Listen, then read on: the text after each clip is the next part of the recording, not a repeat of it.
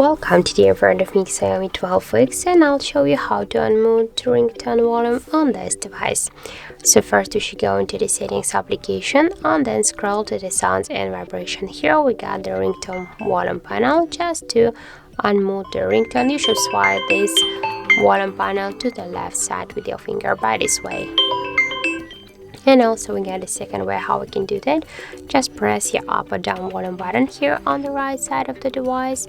This doesn't matter, and then click here on the three dots, and to unmute the ringtone volume you should swipe up this volume panel, and that's it. So thank you for watching, and if you find this video helpful, don't forget to leave a like, comment and to subscribe our channel.